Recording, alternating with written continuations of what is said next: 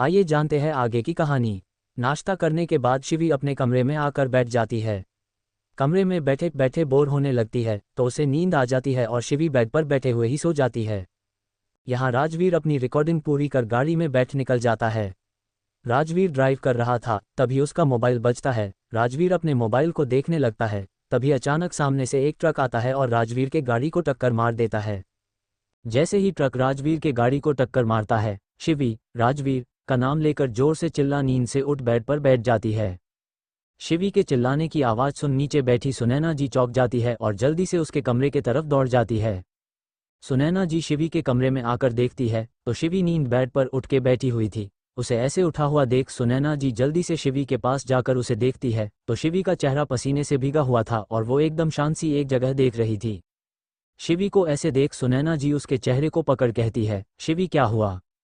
उनके सवाल पर शिवी उन्हें देख जल्दी से उनके गले लग जोर जोर से रोने लग जाती है। शिवी को ऐसे रोते देख सुनैना जी को कुछ समझ नहीं आता है, पर वो शिवी को शांत करने की कोशिश करने लगती है।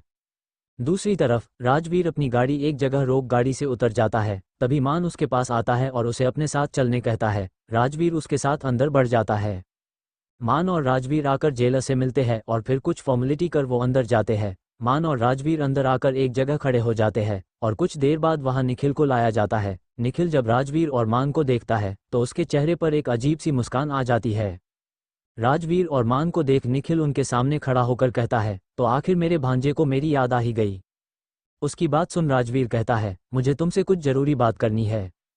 उसकी बात सुन निखिल कहता है, जरूरी होगी, तभी तो तुम मुझसे मिलने यहाँ तक आ गए। उसकी बात सुन राजवीर पूछता है, वो कौन है जो शिवी को बर्बाद करना चाहता है? उसका सवाल सुन निखिल जोर जोर से हंसने लगता है और उसे हंसता देख राजवीर और मान को अजीब लगता है। निखिल अपनी हंसी रोक कहता है, तुम उसके बारे में जाने आए हो जो शिवी को बर्बाद करना चाहता है? तो सुनो, ये वही है जिसने प्रेस कॉन्फ्रेंस में शिवी पर अटैक किया था। ये वही है जिसने शिवी के गाड़ी का ट्रक से एक्सीडेंट करवाया था। ये वही है जो शिवी से बहुत नफरत करती है और उसे बदला लेना चाहती है, उसे बर्बाद करके। इतना बोल वो उन्हें देखने लगता है तो वही उसकी बात सुन राजवीर और मान शौक होकर उसे देखने लगते हैं। वही निखिल कहता है, सब जानता हूं मैं, पर फिर भी नहीं बताऊंगा।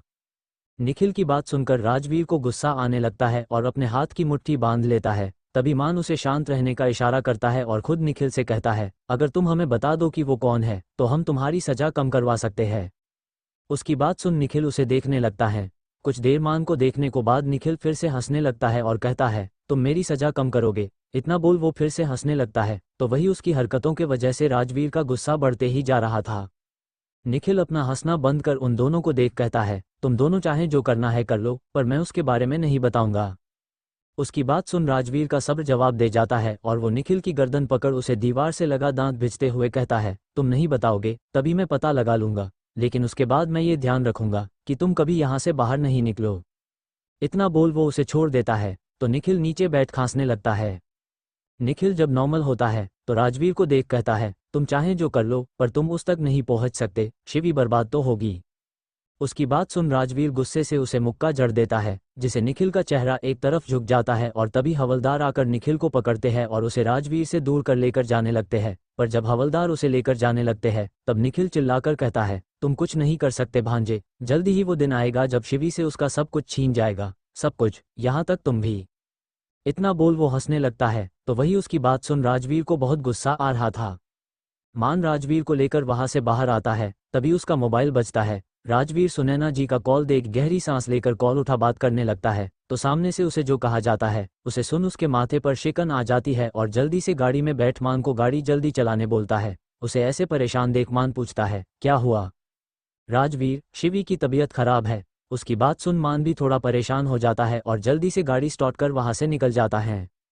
कुछ देर बाद मान गाड़ी रोकता है तो उसमें से राजवीर उतर जल्दी से घर के अंदर भागता है। राजवीर घर के अंदर आकर सीधा अपने कमरे की तरफ बढ़ जाता है। राजवीर अपने कमरे में आकर देखता है तो वहां शिवी रो रही थी और सुनैना जी उसे शांत करा रही थी। शिवी को रोता देख राजवीर जल्दी उसके पास जाता है तो राजवीर को देख शिवी जल्दी से रोते हुए उसके गले लग जाती है। राजवीर को कुछ समझ नहीं आता है और वो सुनैना जी को देखने लगता है तो सुनैना जी कहती है, उसे बुरा सपना आया था तुम्हारे एक्सीडेंट का। उनकी बात सुन राजवीर शिवी की पीठ को सहलाते हुए कहता है, शिवी शांत, वो सिर्फ एक सपना था। उसकी बात सुन शिवी रोते हुए कहती है, नहीं मैंने देखा आपका एक्सीडेंट। कुछ नहीं हुआ है, मुझे देखो, मैं तुम्हारे सामने हूँ। राजवीर उसे शांत कराते हुए कहता है। वही सुनैना जी उन दोनों को कमरे में अकेला छोड़ कमरे से बाहर चली जाती है। राजवीर शिवी को खुद से अलग कर उसके चेहरे को थाम कहता है, शिवी रोना बंद करो, मुझे कुछ नहीं हुआ है, वो सिर्फ के सपना था। उसकी बात सुन शिवी अच्छे से राजवीर को देखने लगती है, फिर राहत की सांस लेती है। राजवीर शिवी को चुप करा उसे पानी पिला देता है, फिर उसके माथे को चूम कहता है, शिवी इतनी सी बात से कौन डरता है। उसकी बात सुन शिवी बस उसके सीने पर अपना सिर रख देती है। लड़की अपने सोफे और बैठी थी और उसके सामने लड़का खड़ा था, जिसे देख लड़की कहती है, शिवी को बर्बाद करने का पहला कदम शिवी से राजवीर को अलग करना। उसकी बात सुन वो लड़का चौंक जाता है।